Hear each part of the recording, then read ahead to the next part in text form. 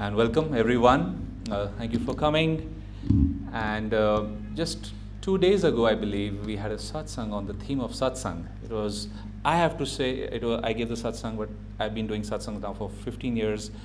It was one of my favorite satsangs because it was on such a key topic.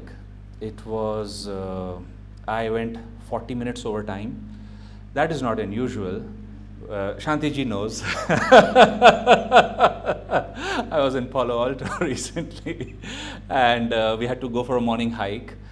And I showed up 35 minutes late, even though the parking was like a minute's walk from my house. Wasn't that I was lazy, my phone went to sleep. And my phone went to sleep because my room temperature was at the highest a heater could provide. And I slept that way comfortably. I was born in Rajasthan, in Alwar actually, which held till 1.5 years ago India's hottest place, the title of India's hottest place. So hot is not hot for me, cold is very cold for me. So anyway, I slept with the highest temperature, and when my phone had to wake me up, he was sleeping. It shut down. My iPhone shut down. And people were banging on the door, and I was upstairs. And anyway, when I finally heard somebody, I said, am I late? That was my first question. They're like, yes, 15 of us are waiting for you for over 30 minutes. I said, give me a couple minutes, I'll be there. And anyway, the mystery was solved. I was like, how can the iPhone shut down? And it says on the iPhone website, if the temperature exceeds this, the phone shuts down. How I didn't shut down before the phone, I don't know, but these are the mysteries of life. But anyway, when I spoke about that satsang on one level seems, even to the wise minds, sometimes that, oh yeah, I've done satsang, I've been doing satsang, and how many satsangs and such.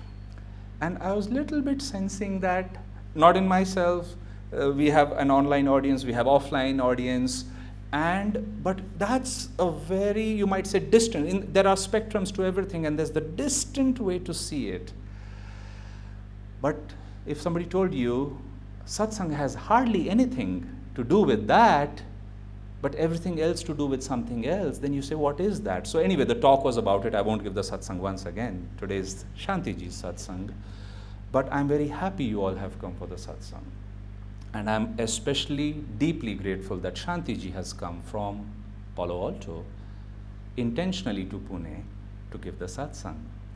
Once Swamiji was doing a satsang in East Pune, Central Pune right here. Then he had to do one in Viman Nagar, and he told somebody, next Sunday I'm doing a satsang there. And a person said, oh, that part of town, sir. Oh, that's so far away. It's far from my house. And Swami's simple reply was, he said, I'm 85 years old, and I come from America every year. He said, I travel all over the world to share my master's teachings, which was to say Vimanagar is not far. Anyway, I'd like to invite especially those of our friends who are online today to please come in person tomorrow, because I think if I'm stealing Shanti ji's words, because I know Shanti ji is doing that in Palo Alto very intentionally. Because friends, it's like this brief meditation, Master said, how does God come to you? He said, it comes through your power of your devotion. He said, when your devotion is so strong, he said, God is unable. In the law, it is there that God is not able to escape from that magnet. And so it is with satsang.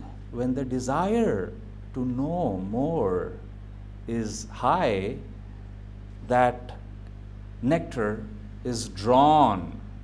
Manand Moima once said to a devotee who was with her night and day, 25 years. Ma said, Kriyananda comes once in a few years for a few minutes, but he takes so much more out of me than some who have been around for 25 years. This person said, how can that be?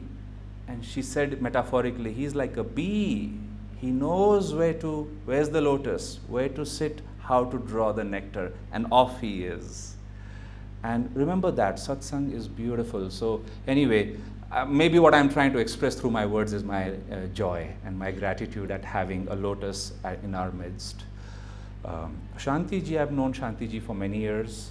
Shanti ji, of course, came to the path many decades ago, serves as the spiritual director of Ananda Sangha Palo Alto, that I'm sure all of us have heard. It's a beautiful community, was very, very close to Swamiji's heart.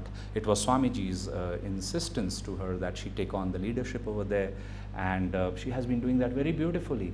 Also, what Shanti ji has done lifelong, and the stories that you will get from her in her satsangs, and I pray in subsequent visits, only should come from her, because they are not only personal, they are deeply delightful, divine, and as it happens, blessings come uniquely. I want Shanti ji, the disciple of Master, to share those stories with you. But in her medical practice, she has served as a channel very intentionally for decades across the US, across the world, and now online in many programs for Pune through the pandemic, to share very intuitively, again, not just information that all doctors have, but inspiration, intuition, blessings, presence. And those are things which Kriyananda used to say are very rare to have.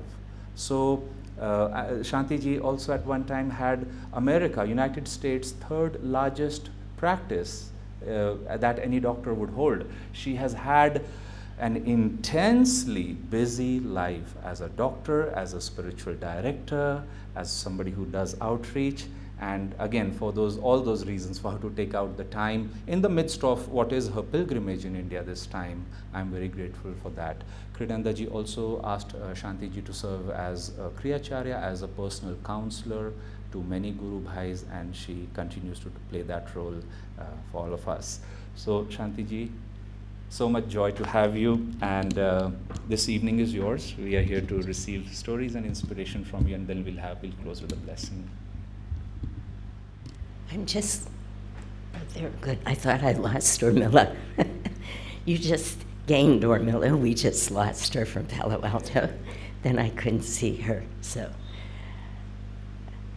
it is just an amazing joy to be here.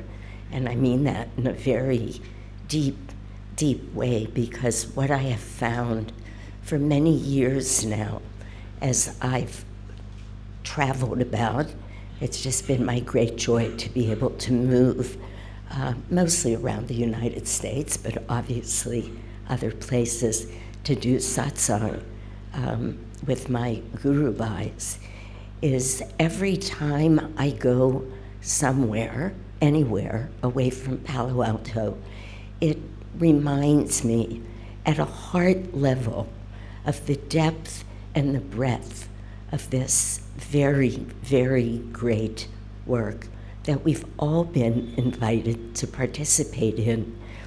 You know, let me just see, how many of you are Kriya Bonds? Good. So as far as I can see, that's almost everybody, if not everybody. Wonderful. Very good. Let me just see if I can get back to that train of thought. Not that it matters, I wanted to know where I could speak. Oh, I know where I was going.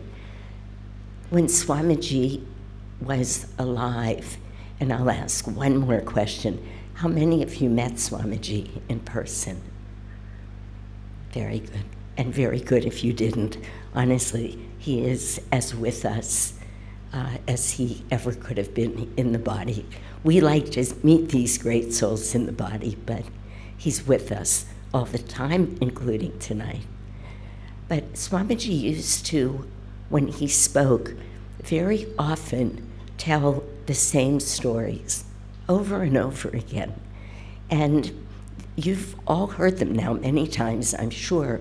Sometimes, as I've said in many of my talks, he would speak for 5 nights in a row or 3 nights in a row, whatever it was, and he would tell you the same story as if you hadn't just heard it the night before, with the same enthusiasm and energy and joy.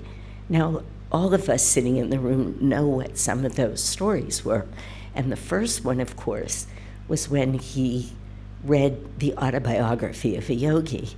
And we know he read it for 3 days, 3 nights, immediately got on a bus and rode all the way out to California, which is a very long way from New York City, where he was, over 3,000 miles, no easy journey.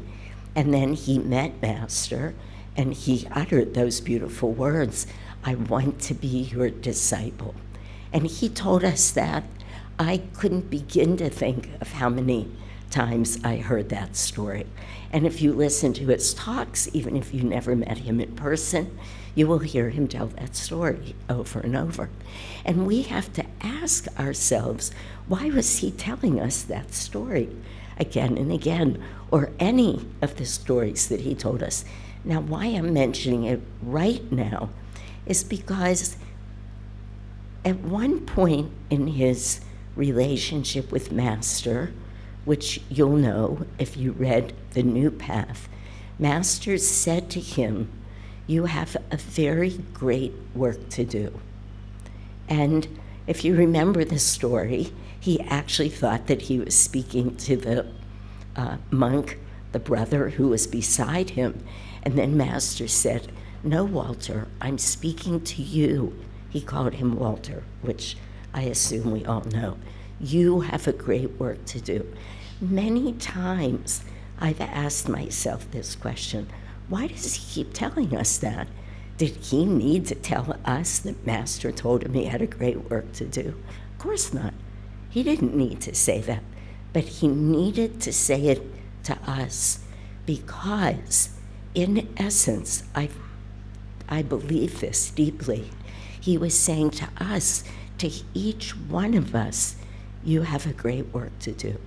Any of us who are the disciple of a great master, an avatar, and then with this great good karma, I can hardly believe it. I still pinch myself. I met Swamiji in 1980, 43 years ago, honestly, almost to the day. I moved up to Palo Alto from Southern California, where I was living, to start medical school at Stanford University. And within a couple of months, I was involved with Ananda and meeting Swamiji 43 years ago. And I still say to myself, how could this be? Not just, but not only to be the disciple of an avatar of this great master, but also to have had this great good karma, to have lived, known, and as I've said, all of us, to have Swami Kriyananda, because how many of us could have understood the teachings of Yogananda if we did not have Swamiji to interpret it for us? I don't know about any of you. It's easier for me in the West because I can say to people, how many of us understood the Bible, the Old Testament? I was born and raised Jewish. We studied what's called the Old Testament, or the first part of the Bible that was written, or the New Testament, which is what Swamiji writes about, what you hear every Sunday at your service. That all comes from the New Testament, which was considered the Christian Bible. Now we all know it's our Bible as well, it's our teachings. But I might even say to you, although I know all of you grew up with stories of the Mahabharata and the Gita from the time you were babies. It's how your parents spoke to you, it's what was shared with you. But how many people understand, really get the true teachings of these great works until we have somebody like Swamiji to explain them to us? Excuse me for 1 minute.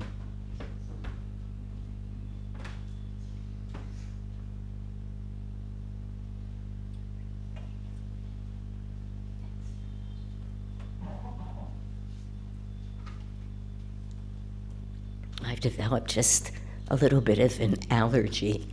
I think particularly up in Kolkata, where I just spent a week. and the air is a little different there than it is here. So I think just a few allergies, so forgive me. Swamiji once said to us, actually he said it many times, but you can hear it again if you listen to his talks. He stopped. There were many of us at a talk that he was giving up at Ananda village, and he looked around the room very thoughtfully. Everything Swamiji did was with truth, with that intuition, with that thoughtfulness. But he stopped and he just slowly looked around the room and he said, "Not one of you could have made it with Master." That was like being drenched with ice cold water. "Not one of you," he said. So, and we all knew he was speaking to every one of us.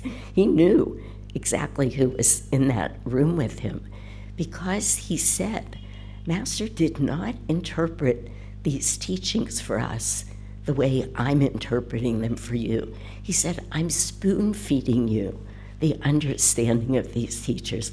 He said, Master used very few words with us. He expected us to tune in, to attune ourselves to him ever more perfectly, as we often say, to be able to intuit, literally by intuition, understand the teachings. Now, I want to echo what Adityaji said before we started. I'm sure there are many of you who are watching online who have no choice. You could be in any other city, you could be in another country for that matter. But whenever possible, do this live. The energy that's being shared, the true meaning of satsang, what can come to each of us, it's just deeper, more meaningful, comes with greater clarity, more magnetism. All of those words, you're all Kriyabans, you know them now. All of these spiritual qualities, energy, magnetism, willpower, whatever it takes even to get us here. And we've all had to travel far and wide. I mean, whether it's in the United States or it's here, it's not always easy. We know that. But being together increases the energy and the magnetism and deepens our attunement in ways that are hard to describe. This is what happened for us, for those of us who followed Swamiji around as much as we could. Whenever possible, we were in his company. Where I live in Palo Alto, Ananda Village is 3.5 to 4 hours away, maybe even more, depending on traffic. That's not a short distance. Many times, many of us would drive up, listen to a talk, be it a satsang, and then have to drive back because of work or whatever it was. But we knew that, now of course, he was a saint. You know, I'm not saying you should all drive 4 hours when I'm here, but as much as possible, because it's satsang. It's not just that he was who he was and we all wanted to be with him, but even just making the effort to be here increases the likelihood that we will deepen our attunement and feel his presence. So I just wanted to repeat what Adityaji said and say, if possible, come. And he also said, turn your cameras on if you can. We all learned during the pandemic. It's hard. It's very hard. And there were many people who said to me, Shantaji, I wanted to, but my children were there, or other people were around, or whatever the issue was. Okay, if there's a reason. But otherwise, raise your energy, be here. Let us see you and not be looking at 20 or 30 or 40 black squares. And so I'm just saying it, not blaming anybody, but reminding us all. You know, as Master said, one of the basic tenets of our path, The greater the will, the greater the flow of energy. The greater the flow of energy, the greater the magnetism. And the greater the magnetism, not his next line, but in many ways, yes, the deeper our attunement can be. So, yes, let's all make this effort. I'll just share a little bit now about my history with Ananda, with Master, with Swamiji. You know, I used to never tell my stories. I went years and years and years, and I wouldn't share many of these stories because I always thought, will other people just think this is egoic? You tell these stories, but at some point, Swamiji came to me, not appeared in front of me, but I'm sure many of you have had this experience. You know you're hearing or feeling him or Master. You just know it's not your mind telling you that. It's they've come. And what I heard was, these are not your stories. They're my stories. Remember, thoughts are universally, not individually rooted. We can't create an experience. We can't create thoughts. We can always tune into them. So I heard, these are not your stories. That's your ego thinking they're your stories. They were given to you for you to share.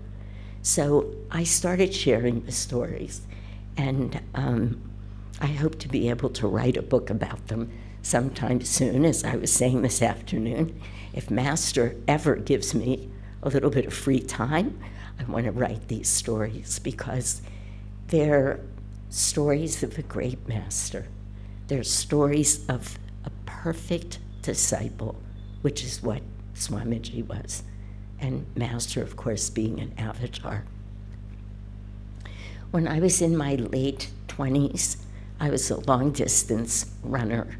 Means I used to run 15 miles every day, usually, on the beach. And it was a challenging run, but it's what I did. I was, in my younger days, quite an athlete. That's history at this point, but important. And I lived in a town called Leucadia, which was the very next little beach town to Encinitas. I'm sure you've all heard of Encinitas, where a lot of Master had his hermitage there. Anyway, you know what it is. And that whole hermitage is built up on a bluff, fairly high above the ocean. And I used to run on the sand underneath it. I knew nothing, not just about Master. Honestly, I had never heard the word Swami. These teachings were not prevalent in the United States at that time. Now it's very different. Now it's almost 50 years later, but at that time, not so much. So I used to say to my husband, what do you think that means, that man in orange who they call Swami? Because it's huge. If you've never seen pictures of it, when you're up on the road, Highway 1, you look at it, it's a very big property. It takes up a lot of space, and it's very obvious. Have any of you been there? Great, several of you. The rest of you, hopefully you'll make it a goal. It's wonderful, it's powerful. But I just didn't know what it was. We used to talk about that man and what do you think it is. We thought we were so forward thinking. One day during a run, he came to me on the beach. He didn't appear in front of me, but he came to me. He stopped me in the middle of a run, and he said to me energetically, you need to go to medical school. And that's something to hear in the middle of a run.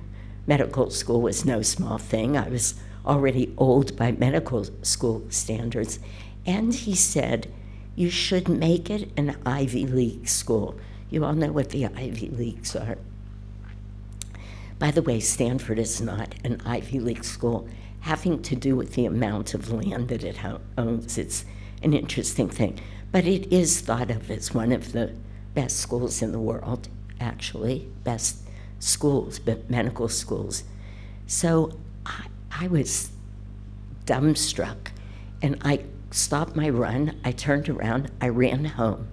And I said to my husband, who was already a physician, you know that man, that Swami? He said, yeah. I said, he just came to me. He stopped me on the beach and he told me I had to go to medical school. You know, this was, you have to know, we know what we know now. But imagine you're just naive. You know nothing. Somebody comes, and my husband said to me, what are you going to do? And I said, I'm going to medical school, because without having any of the vocabulary that we have now, any of the knowing, the understanding, but beyond understanding, it's way beyond that. When you hear truth, you know it. It just comes to you. You can turn your back on it for a while. You can make a lot of excuses. But I knew that I was hearing truth. I knew I needed to go to medical school. And I'll tell you an interesting part of this, because I want you to see, I mean, you all know this, but we share this because it's so uplifting, these incredible stories and things that happen. You all know that front page of the autobiography of a yogi. We were just mentioning it earlier today. Master says, lest ye see signs and wonders, you will not believe.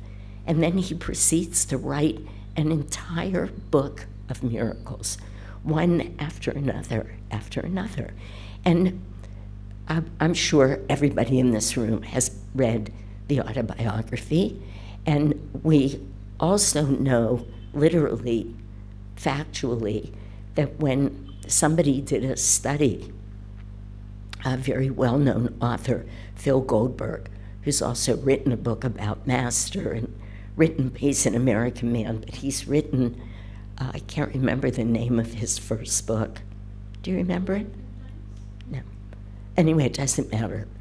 He became very well known as somebody who studies a lot of saints, but he's also a very deep soul. But he asked many, many, many people around the world, what brought you onto the path?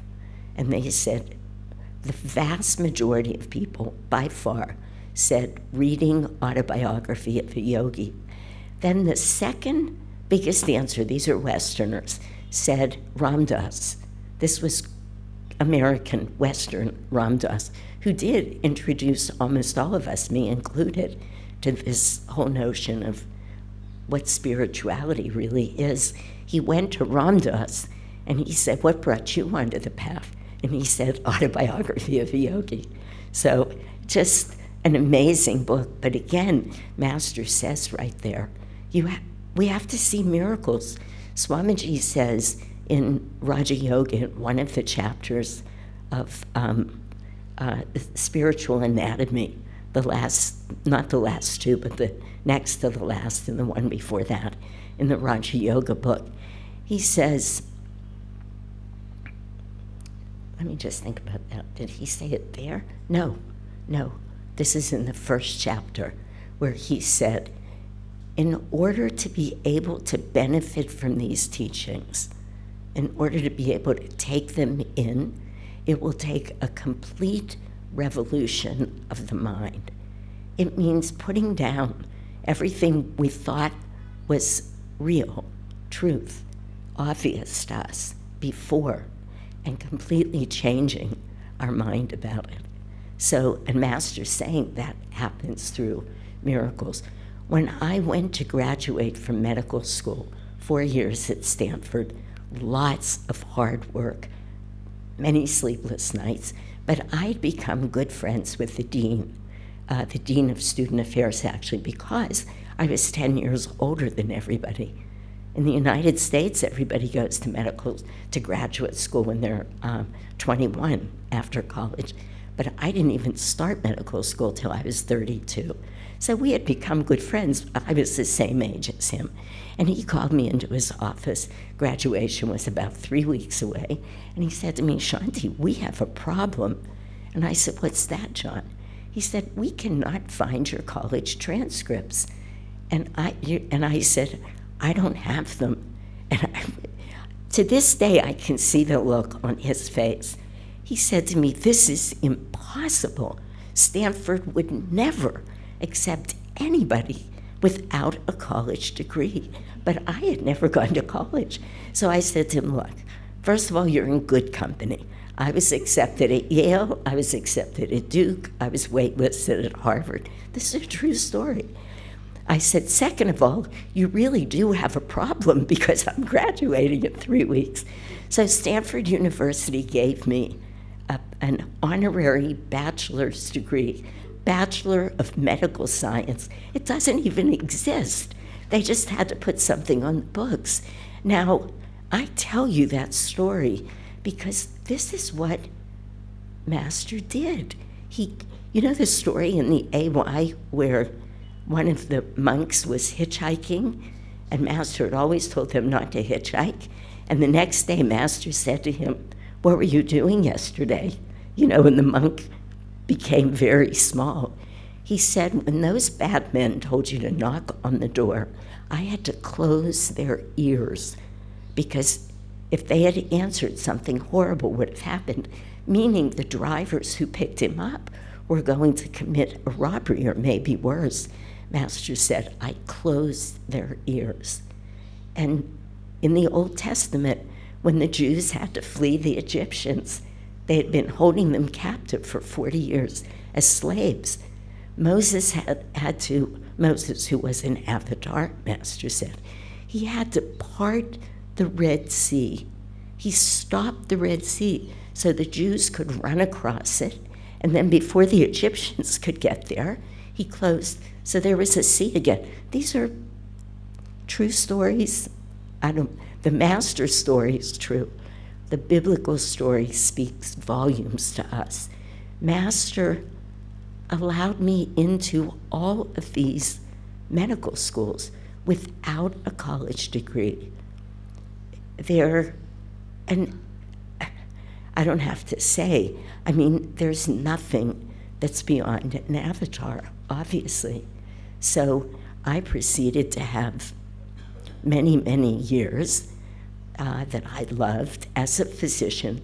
But when I moved to Palo Alto to start medical school in 1979, Ananda moved to Palo Alto in 1980, the same year also that we bought East West Bookstore there. No mistake. Master, I could have gone to Duke or Yale or anywhere. There are many reasons why I would have, but it was never in my hands. It had nothing to do with me. I wasn't even really smart enough to go to medical school, if the truth be told. I wasn't one of these very interested students. It's not who I was. I was intuitive, I was a bhakti, I loved people, many things, but not the books, not like Adityaji. Believe me, he should have gone to medical school, and maybe many of you, but it didn't matter. Over all of these years, I've come to understand in a very deep way why I don't have time tonight to share all of the stories and all of the realizations that keep coming. But this I will tell you, having an MD in the United States and in India, but as you know, it means a lot to people. It actually means way more than it should, but nonetheless, it means a lot. Having a Stanford MD means more. So I have been able to move around with these teachings in ways and in places that many people wouldn't have been able to. This is just one of many things because of the credibility of having a Stanford MD. Obviously, they have nothing to do with each other. We would all know that. But Master knew. He knew exactly back in late 77, when he came to me, exactly what was going to happen. Now, that's one story, and as I said, the stories are so fascinating, the miracles in medicine. But for right now, I'm going to try and not tell too many more of them. I hope you'll all read my book when it's written because, it just makes us love Master all the more. It just has us realize what it means to have had this incarnation right now with this great soul who came right at the beginning of Dwapara Yuga to bring that whole concept to us. Who was thinking about energy? Who? On the way in here, we in the parking lot ran into, is this okay to talk about this, Aditya? The woman who owns this building that we're sitting in, and her husband just died not that long ago, 2 weeks ago. And she just immediately was in tears. And she was saying to Aditya, where is his soul? Is there any way for me to contact him? And he was immediately saying to her, absolutely. It was very hard for her, you could see in that moment, for her to believe it. And I was just standing there saying to myself, what a blessing. We are part of a small minority of people who knows the truth, who knows what happens when we leave this body. One of many, many truths that because we have this great good karma, because we were born now, because Master came as the avatar for this age of energy, and we understand what that means. But as I said before, along with that, to have met Swamiji, today Aditya and Bhavani were sharing with me everything that's happening with this center, with all of you, and everything that will happen. And it will. All of these great visions of the great souls who are here, the inspiration that they have for cafes, for satsangs, for schools, for different businesses.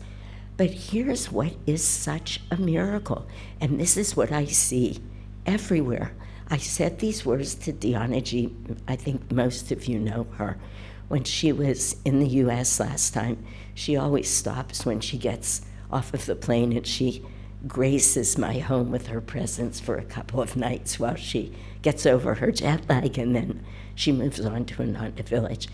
But we were talking about something, and I said to her, the thing that is impossible for our minds to comprehend is that Swamiji knew all of this. Right from the beginning, he knew exactly what would happen. I mean, he basically told Aditya it many times, start a hospital, yes, start a library. He said way too much for any one human being to do, way too much, unless you have his grace with you. And then with patience and with willpower, with energy, with deep devotion, with just knowing that if our teacher or our guru tells us something, it will happen. All we need to do is be open to that possibility. Literally, that's what happened to me. I wasn't looking, but when I heard the truth, I knew it. And as I said, with every one of these miracles, how many days in my office, a very busy practice, patients going like this, something would come to me, and I would say, no, I don't have time, I don't want to do that. But it would keep at me. And then I would say, Shanti, if you've learned anything through all of this, it's that you listen, right? This thing that Master always said, that Jesus repeated again and again in the Bible, for those who have ears to hear. That's us. That's us. And if we listen, he didn't mean ears. He meant, can we open our hearts and receive the truth? Then anything can happen.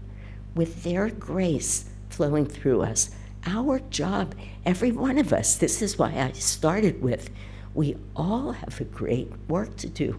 We would not be here otherwise. You must believe this, because I know for sure not all of you think this way. You don't think you're such great souls. I know that because I know how I think about it at times.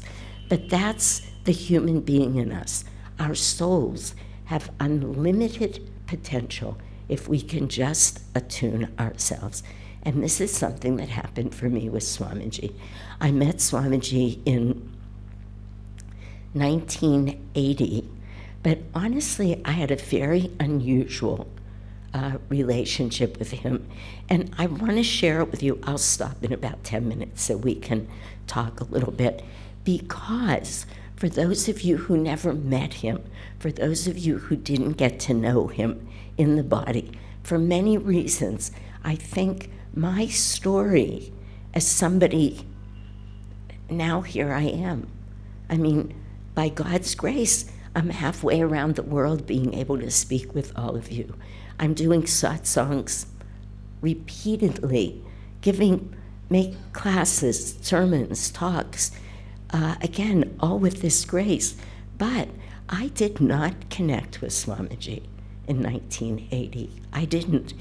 I could tell you what I was thinking at the time, but it doesn't really matter because it's karma, and it was my karma, and we all have to live our own karma. I loved Ananda. I loved everything about Ananda from 1980 on. I loved the music, I loved the people, I loved going up to the village, but I could not connect with Swamiji. And he knew that. One night, several years into this, we were all at a big dinner up at his place. It was not what it is now. It was a very basic dome that existed where Crystal Hermitage is now. But my husband and I used to go up there frequently because Ananda was always doing fundraising. And because my husband was a physician, we did not have a lot of money. But for Ananda, we looked very wealthy. So we would always donate money. And we were also very involved in Palo Alto every Sunday at service, and we would make a meal, my husband and I, every Sunday for the 30 or 40 people who were coming to service. We would show up at every program. Again, we both loved everything Ananda, except there was this block for me with Swamiji. And one night, so if you donated a certain amount of money, you went up and you had dinner with Swamiji. So this was one of many nights where we had dinner with Swamiji. And there were 25 of us around the table. Apropos of nothing, Swamiji stopped, he looked at my husband and I, and he said, Shanti and Barry, just like this, he said, they could do great things, but they have so much ego. And if they don't get rid of that ego, and then he stopped, he said, we'll see. And people were like amazed. People just sort of stopped forks halfway to them. It was not a compliment to be sitting at this dinner.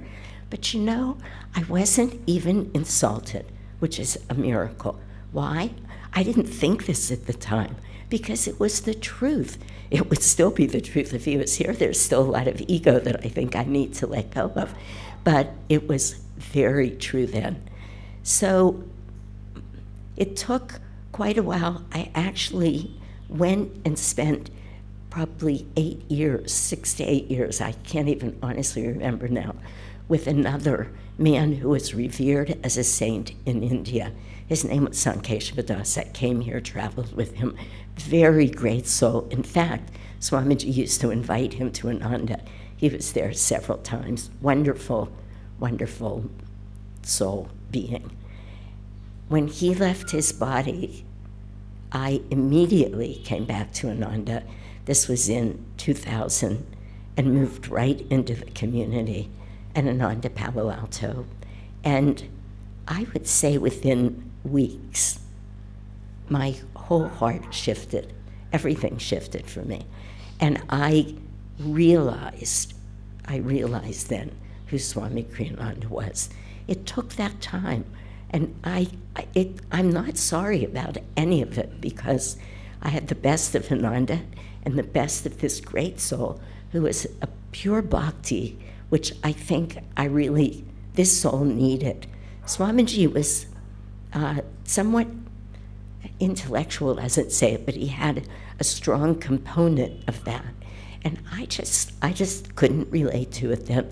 I say it to all of you to say wouldn't think that's a great beginning. But from that moment on, everything just opened up. And Swamiji and I became deeply connected, deeply. He would invite me to every dinner. He would do things like, say, we would be walking into a restaurant. He'd look at me very intensely, group of 20 people. I want Shanti to sit right across from me. And I would think, oh boy, what? Every fundraising event that he had after that, not fundraising, book launching, everything, I would go walking in and somebody would say, Swamiji wants you at his table. Often I thought they were making a mistake. One time I said in Los Angeles, oh, there must be another Shanti here. And then the leader of Ananda Los Angeles was right behind me. No, Shanti, he wants you. You know, it took me a long time to understand. He was giving me all of the energy that I needed to do what he could see that I was going to be doing. Everything I needed to be able to step into a role that was necessary. Because Asha, who I think many of you have met, she and her husband at the time, David, were the spiritual directors, and they had founded the Ananda Palo Alto community, but he wanted her to be out traveling. And several years later, he wrote her a letter, and he said, it was like when Master walked into the room and said to that room full of people, which Swamiji talks about in the New Path, look what I've done for Walter. And so if Swamiji had any thoughts that he was the one who was doing anything, Master just cut it off. And I feel that's what Swamiji does for us. He certainly did it for me. And he wrote Asha a letter, which, by the way, she never showed me. I only saw the letter about 8 months ago when she was going to travel. She wrote a letter to our congregation, and she said in 2003, or I can't remember the year now, 5 maybe, Swamiji came to me and he said, Shanti's ready. I've made her ready. She can hold the work here now. You go. She never shared that with me, that he said that. So she left me, I would say, many times to think, oh, I had to make sure, are you guys here with me? Because, much of what we come up against in life, it's big. It's like what's happening here. It's big. And if we're not certain that they're the ones who are doing it, if we think for a minute that we're doing it, it's terrifying. It's actually terrifying. And of course, it won't work. But when we open to the truth that their guidance, their love is always there, all we have to do is receive it. We can do anything and everything. We become perfect channels. It has nothing to do with us at that individual, egoic level. Nothing. We're just simple channels for their work. But it takes us effort and commitment to stay open to do that. It takes continuously renewing our love for God, continuously renewing every vow that we've taken, particularly when we're challenged and the ego jumps in. And it's happened. I mean, to all of us. I'm not telling you anything you don't know. I'm just sharing with you because That's what I'm here to do. But I know that we've all either had these experiences or we can. And I just share one more very brief story. Because I was not there at the very beginning, I came in 1979, but those years from 69 to 79, that group of very great souls, David, Asha, Durga, Vidura, Jyotish, and Devi, and a few more, who were really there at the beginning, laying the groundwork for what Ananda has become with Swamiji. There's always been this doubt for me, doubt, like, what is my role here? Just a questioning. It's, again, just the ego. It's Satan is really what it is, getting its little claws into me. And one time about, I don't know, maybe 5, 6 years ago, it was several years after Swamiji left his body, in the midst of a meditation, Swamiji, I don't know how to say it, what the right words are. He came to me with absolutely pure, unconditional love. He just bathed me in it. I came out of that meditation just sobbing. And I had to get back into my mind for a moment to think about what happened. And I remember the words came to me, he loves you unconditionally. Swamiji loves you. Because remember, I was not totally there with him. I was busy figuring out what was wrong with him for the first many years. But in that meditation, it was so crystal clear and a true inspiration, a gift. He loves you unconditionally. And I knew instantly, and I would say this to every one of you, it's true for every one of us, that love knows no limits, no bounds. It's not personal. It's soul to soul. Every one of us can have that unconditionally loving relationship with Swamiji, with Master, and receive that guidance. And I've never doubted it again. That moment changed this life. Again, it was the next moment. Being loved like that, it's remarkable. I just read to you. Babani, honey, where's my phone, my purse? Yeah. I just took a picture of this. I want to just read one thing that Swamiji said in his words, and I'll close, and then I'd like to open for any comments, questions, thoughts, anything. It's so weird to me. This is what happens at 76. You ask for your phone in the middle of a talk. It's still so new to me, but here it is, and it works.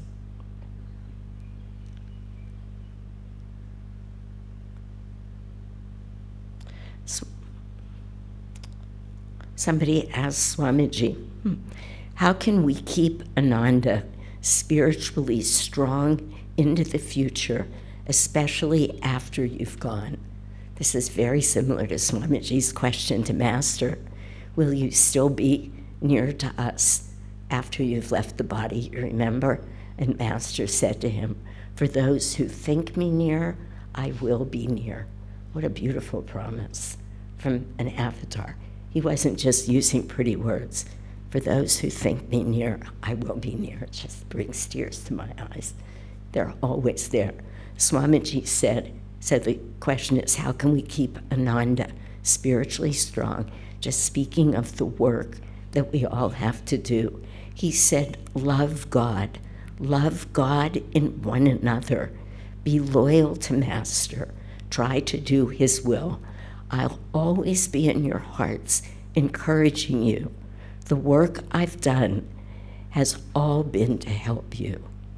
Those just such beautiful words to us to realize as disciples of a great guru and of a very great teacher, that they are so with us. You know, it's almost like we have no excuse.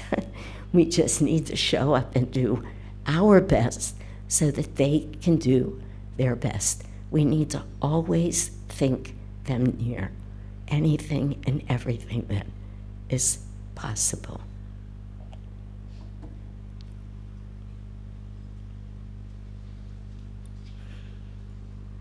So let me ask you, do we have any microphone, or just only because it's online? Not right now, but it has. Okay. But the audience, what we can I'll do is- repeat. And also, just for our Guru Bhais online, you could type in your question or simply unmute, and we can hear you. Yes, I keep forgetting, even though I'm looking at all of you online.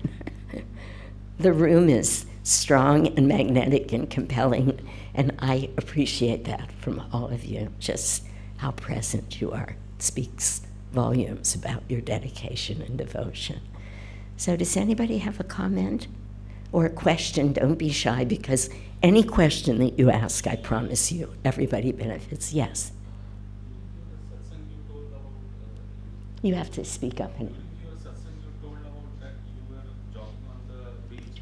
That time when Swami came, it was pronounced Yogananda? it was Yogananda. So he came in the light, or like physically he He did not physically come. You know, I've never figured out how to share these moments, because now it's many years later, 43 years, more than 43. I'm sorry, somebody just asked me how it was that Yogananda came to me. Did he actually appear to me? And no, he did not. I've asked him to many, many, many times since then. So far, he's not decided to do that. But he came in a way that I was completely certain that it was his words that I was hearing. It's like a download, and I don't know how else to say it, but the energy is so clear that it was him.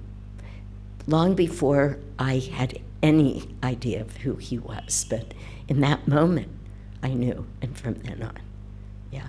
And I want to say to everybody, and honestly, I say this with great humility, that was only the first time. And it's not, they're always there. We all know this. They would always come to us like that. You know, there's a wonderful Buddhist teacher, probably many of you have heard of him, he's now left his body, Thich Nhat Hanh. And Thich Nhat Hanh said once, miracles are natural. When they do not occur, something has gone wrong. But what is a miracle? A miracle is just seeing truth. But it's so hard for the human mind. We call those miracles. But I will tell you this, the longer we're on this path, or sometimes in an instant like that, the deeper we're willing to go, the more we're willing to let go of the hold that the ego has on us, the more often they come. And they guide us with total clarity that it's their guidance. I mean, again, I have remarkable stories, but they're only remarkable because most of the time I'm still human, so when those moments happen, it's like, oh my goodness, they're right here. So it was not in person or as a physical form, but it was a knowing, a true knowing. It couldn't have been anything else because I didn't understand those things could happen until that time. Yeah. Anybody else? I have a question. Aditya. So Shanti ji, we just started this center, as you can see. Our altar is going to get fixed next week and such. And we were telling you about all the things we are trying to do over here. And about 12 years ago, Swamiji said he would like to see this. He never specified a time, like you were saying. Now, some are new. Some of us have been in Pune or on the Kriya path for a while. I want to ask you, you've seen many centers start and grow. What could we do as, let's say, disciples to grow And of course, as a consequence, then the center will also grow. But I'm seeing a very good opportunity over here. How can we optimize on that? That is actually, of course, no surprise, a very good question. And of course, you could be up here answering it maybe better than me. But Swamiji used to tell us in the pretty early days of Ananda, not those first 10 years, but still early, he used to say, one of the most important things that you can all do is meditate together. And he said that to us. He used to say, you have to come together. And he actually set a high bar. He would tell us how many times a week for how many hours. I mean, things probably many of us couldn't do now because we're not all just dedicating our lives up at Ananda Village, where that's what we're doing. Probably many people in this room have other jobs that they're doing or have families, and that's part of why Aditya said to you before, it's different for me now, but for many, many years at Ananda, I was as busy in the world as anybody I know. My days were 12, 14-hour days with medicine every day, 7 days a week. It was a lot. So I understand times have changed. But the more that we can meditate together, because, excuse me, how else? There's no sort of next best way to receive inspiration or guidance.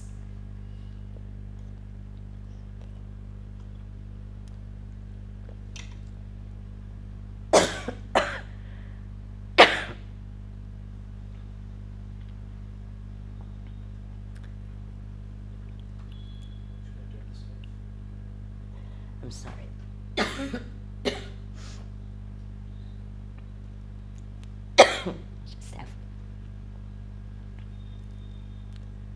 If I talk too soon, it's just going to come back. So we could talk about the jobs that are here to do, and I could say, step up, be present, really offer more than you think you can do. Master used to say that.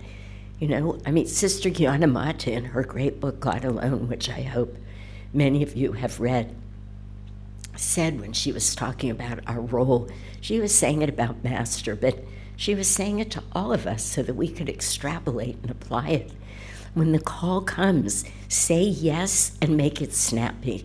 And she said, if you think you don't know how to do the job or it feels like too much, say yes and then figure out later how to do it. We're not doing something for anybody else.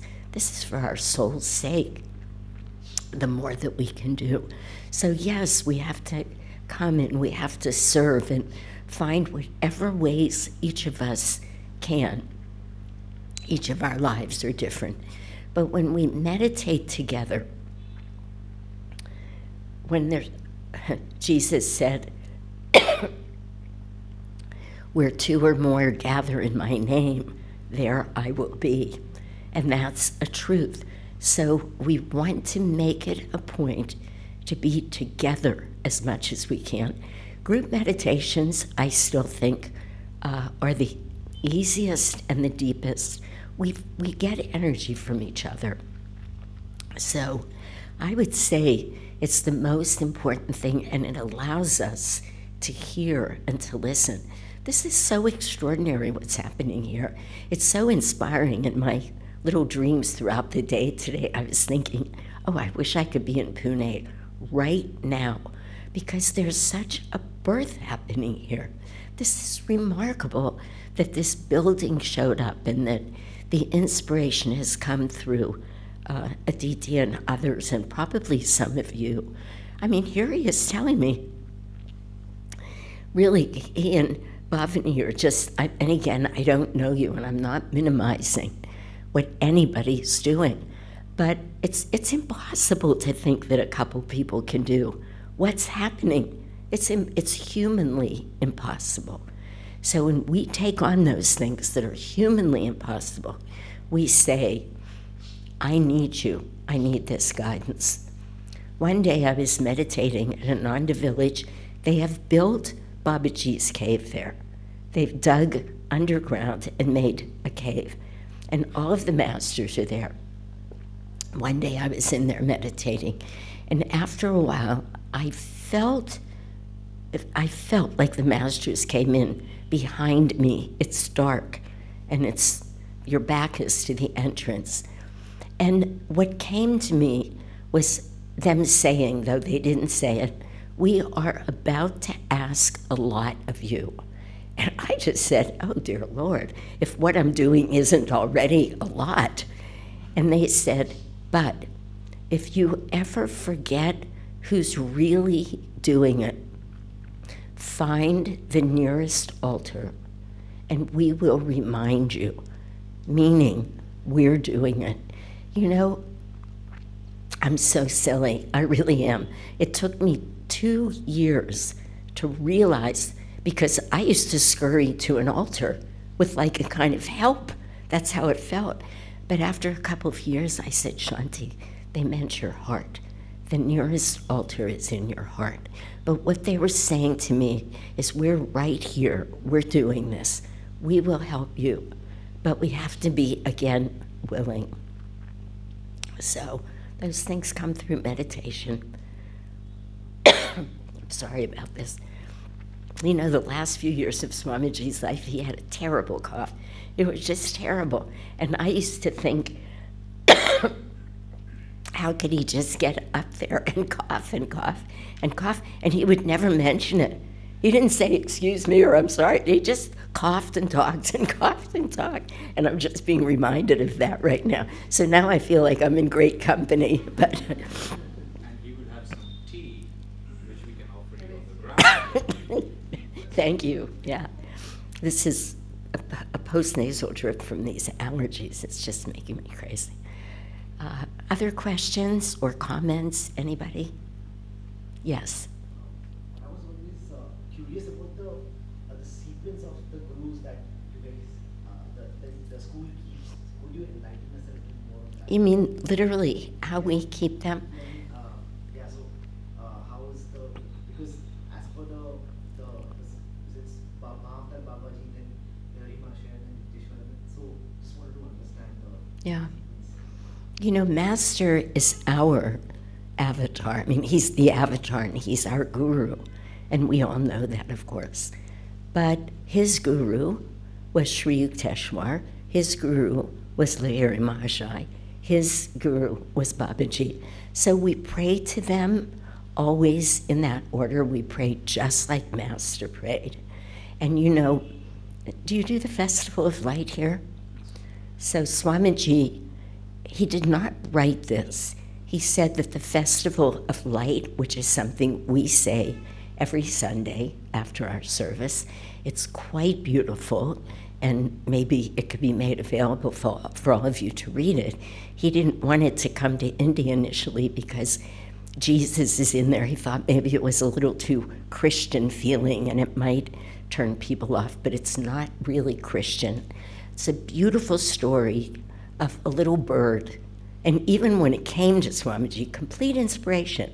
He said, it came to me, I was told to write it in 4 hours. He wrote it, which is as much of a miracle as writing his interpretation of the Gita in 3 months. These are things that don't happen.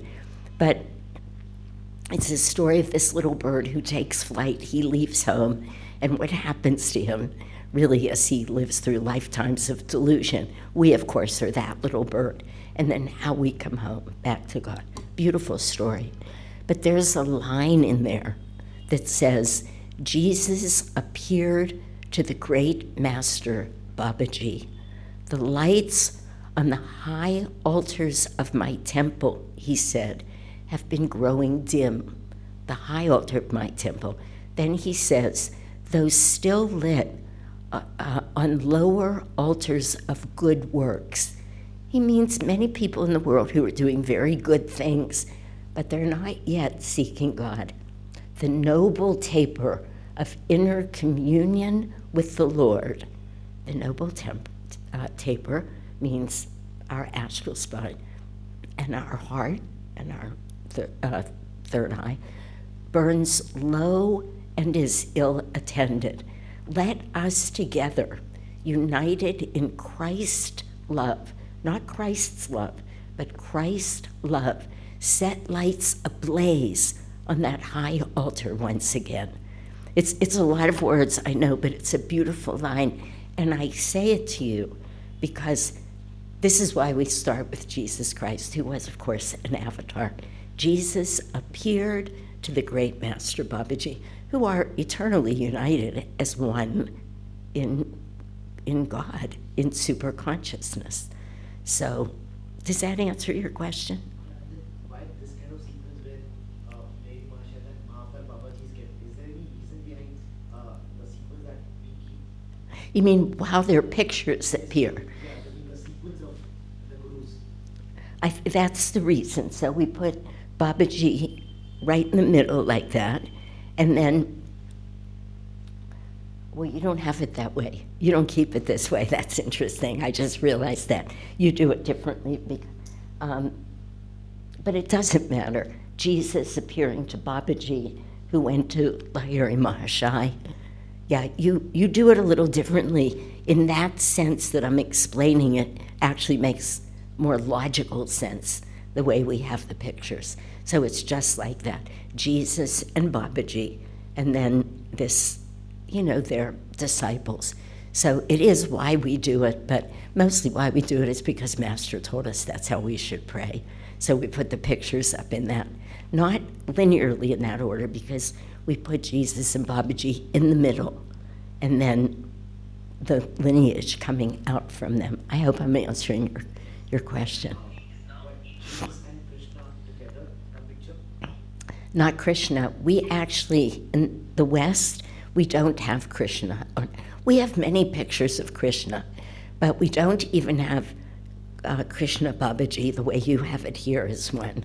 Swamiji commissioned that picture of Christ, Jesus Christ and Krishna for India, so that it still holds the message, because Christ had come to Babaji, but he said because Krishna is so revered, he wanted Krishna to also be there. But Swami would remind us, Master did not put Krishna, because Babaji Is Krishna.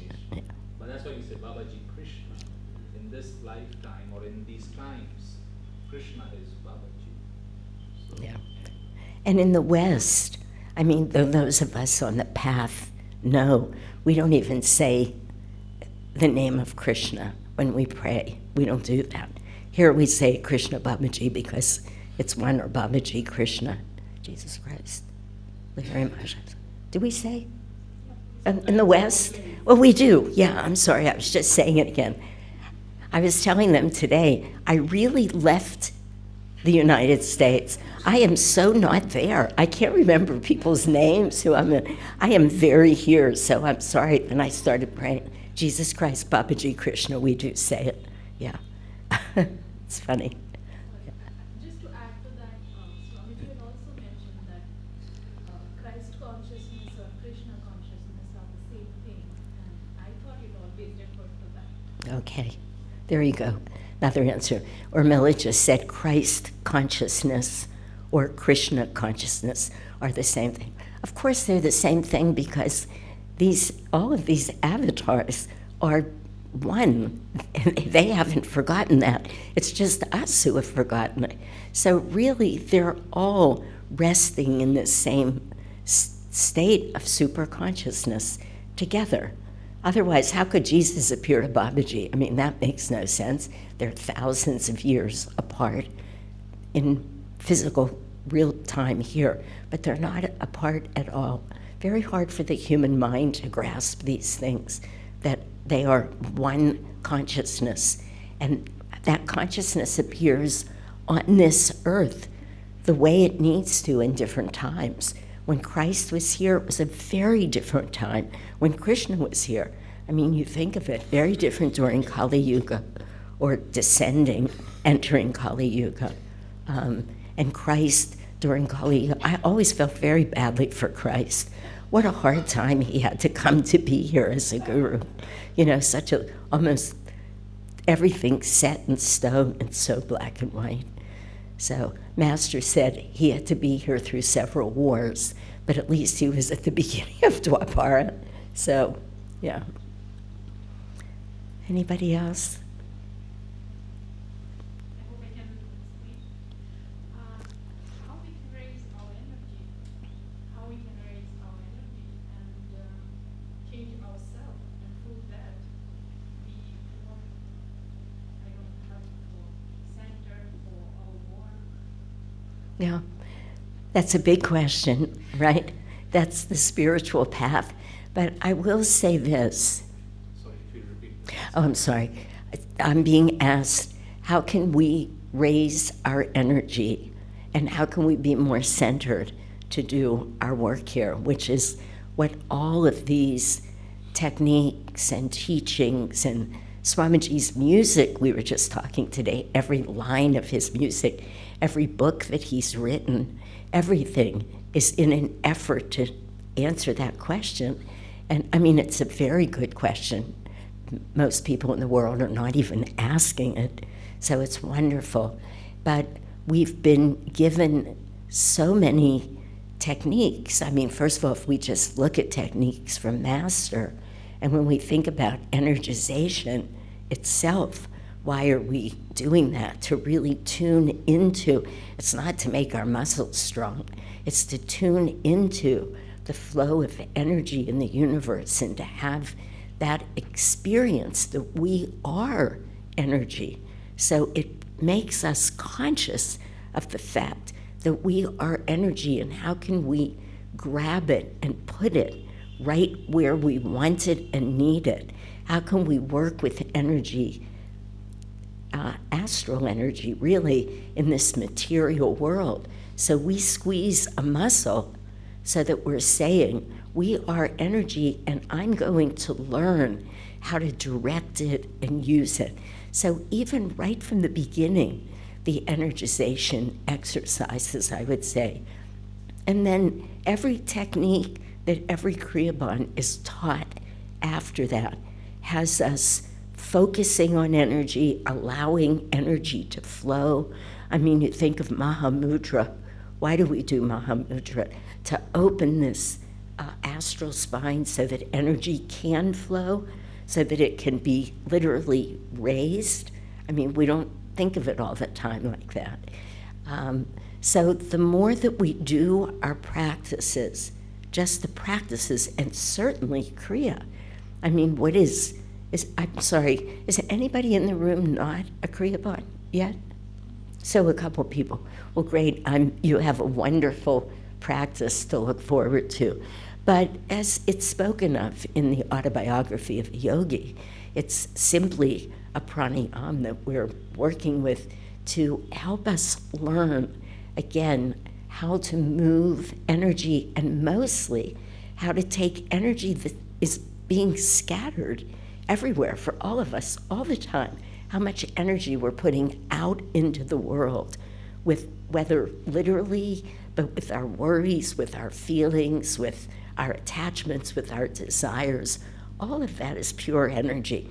Now we're learning how to bring it in and use it energetically in our spine to open everything up, even Hong Sa, which probably everybody has, which were really called baby kriyas by Master. Hong Sa is a very important technique, because if you really do it and go deep with it, you will feel it deep in your spine. So, but I could also say satsang, chanting, reading all of these great works. I mean, Swamiji has written over 140 books, which is in and of itself a miracle. And just the act of reading those words and sitting with it, you really pay attention. Honestly, it transforms us. It inspires us and transforms us. Before I came here today, I just got online and I went through, opened several of Swamiji's books, And I just read paragraphs. There was no rhyme or reason, except I wanted to be close to him. And I just wanted to feel his energy flowing through me, because that is how we do what you're asking. So I could say to you, the more time, and I know you're serving and you're here and you're already doing this, but the more time that we spend literally, I would say working on our path, but it's really serving on our path. But the more time that we spend with these practices, in my home in Palo Alto, I have a little machine, the wonders of technology. They're making them now in Delhi, but before they were making them, a friend of mine, Sai Ganesh, gave me a little gift. It's tiny, I can't see it, but somehow he made Swamiji chanting Om, just continuous.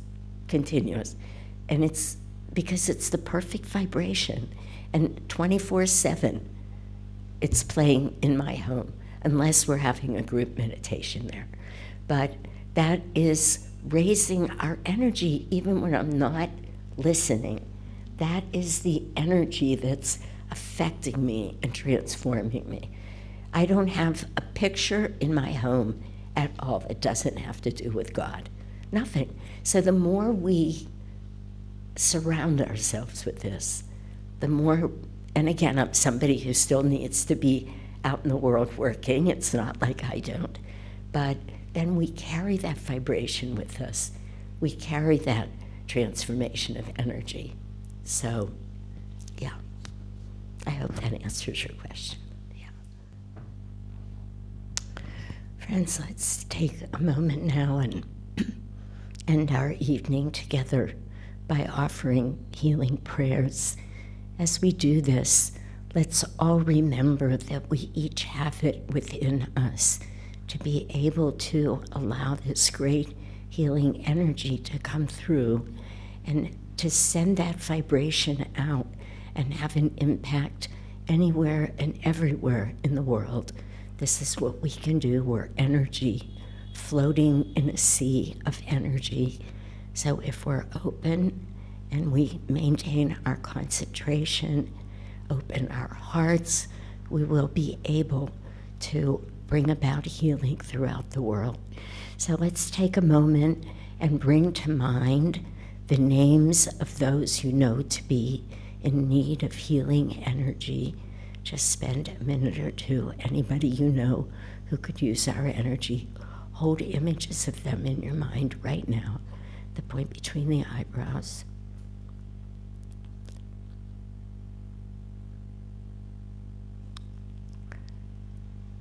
And let's pray for all of those on our Ananda healing prayer list around the world, and for all those in need everywhere. Divine Mother, thou art omnipresent. Thou art in all thy children.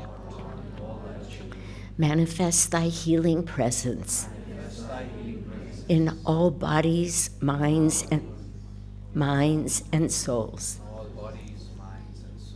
Now let's rub our hands together, just so we're focusing energy. Feel it, and let's chant Om 3 times together. Om.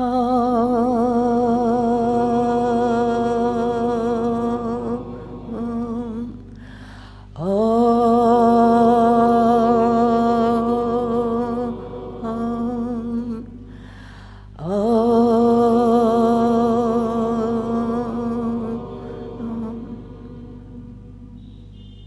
Let's just end with a prayer now to our masters. Heavenly Father, Divine Mother, friend, beloved God, Jesus Christ, Babaji Krishna, Lahiri Mahashai, Swami Sri Yukteswar, our beloved Guru Deva, Paramahansa Yogananda Ji, saints of all religions, friend and guide Swami Kriyananda, we humbly bow before all of you. Great masters, Thank you for bringing us together, for helping us to feel your presence tonight, your love, your wisdom, your eternal joy. Help us to be perfect channels, to be able to share all that we have received with all whom we meet. Om Shanti, Shanti, Shanti.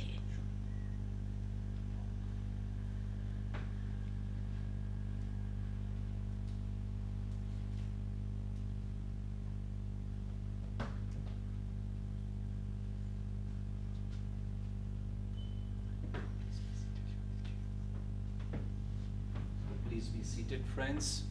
Just have one line of an announcement. Tomorrow is a beautiful day, full of inspiration. I'll say take your pick or take it all. It's a day of, we'll start with a wonderful workshop of karma and reincarnation. Just like Shanti ji was sharing, we just came out of the car. Somebody had just, our owner left his body. People have these questions. What happens to the body when you pass away? How do I know? How can I talk? How can I see? How can I communicate? How can I prepare for death and such? Does this really happen? So anyway, we'll share from Master's teachings. If you're interested, if you know somebody who might be interested, let them know. That's from 10 to 1. Then we have a discipleship renewal. And really beautiful. Master, Swami both would say discipleship is the most important step that can happen in a soul's journey, much more so than even Kriya Yoga. He said without discipleship, Kriya doesn't work that effectively. So if you've taken discipleship, now this is only for those who are in a particular batch heading to discipleship, scheduled for discipleship tomorrow, and those who've taken it before. And if you're not but are feeling inspired, then of course this will come in your class series as you move towards Kriya Yoga. So keep new disciples in your prayers, and you're welcome. That's in the afternoon.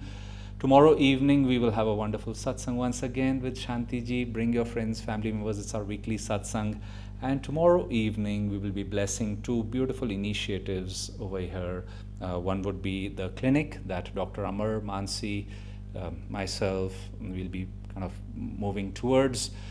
And I can only, like Shanti ji was saying, and I was sharing with her, Swami would give you like a sutra, a one line. And that's what it is. In 2008, he asked me to move towards the clinic in that direction. Then he was very particular in his choice of words. And one day he said, you should start a hospital. And then when I said, well, I'm starting to move energy, he said, oh, no, not now. And and so it was, and then he told Amar close to 12 years ago, help Aditya. And of course, if you know Dr. Amar, he's been helping me. But we have been, of course, causal, energy, matter. We've been trying to consolidate, make it tangible, where people can come, feel, see. And in short, I'll talk more about it tomorrow, but I was explaining to Shanti ji that interestingly, it was a doctor who asked Swamiji this question in 2005. He said, can I be dharmic and yet make money? And I thought, wow, Swami was a yogi, of course. Otherwise, any other patient of such a doctor would be nervous. The doctor is asking you, can I be dharmic always and still make money? And isn't that a question we have sometimes here in this land of dharma? And I thought that if we can just, to begin with, how do I explain another clinic to people? Well, these are Kriya Yogis. These are doctors who want to share Master's teachings. Kriyananda ji himself had told me, he said, when you start your clinic, stay in bliss, Aditya. And then he explained further how that medicine works. But it's bringing that consciousness of the Masters into the clinic, into the healing profession. It'll help, of course, the physicians themselves, and it'll also transform the life of the patients. And not to speak of honest doctors. That is, like Master would say, that's the least that comes with this clinic. But a place where you can really get a good opinion. So anyway, for many, many reasons, and again, this is still a start. Swami ultimately wanted a hospital, and our thoughts and your thoughts and prayers are welcome in that direction. And the second would be, and this I was saying is no coincidence. In Palo Alto it was close to 45 years ago that Swamiji was invited by the owner of the East West bookstore over there to purchase that. She wanted to give it to somebody who really was into this. And East West Bookstore was at that time United States' biggest metaphysical bookstore. And then, of course, as it happened, Swamiji turned one into 3 bookstores in different communities. And tomorrow we'll be inaugurating in a very simple, humble way. Harsh, please stand up. So Harsh took the initiative. He visited that store some years ago. He was inspired by it. And as part of his Guru Seva, he said, I'd like to bring that store over here in Pune. And then, of course, like I said, it's causal. Then you have to give it energy. Then you have to find the right place at the right time. So tomorrow we'll be blessing it. And a little bit, Harsh has been here all day setting it up. So I invite you to come and see that initiative. I was telling the owner of East West Bookstore in California, I was there a few months ago, I said, think of us as 1/20th. It's not going to be India's biggest metaphysical bookstore, but I said we're going to start, and there are many things happening behind the scenes where we will work with our Western Guru Bhais on this front. So anyway, 2 of these initiatives we will be blessing tomorrow. I ask for your blessings, your prayers, and let's also have more satsang with Shanti ji. Thank you so much for a blessed evening, very uplifting, blessed evening, Shanti ji. Thank you, friends. See you tomorrow. Jai Guru.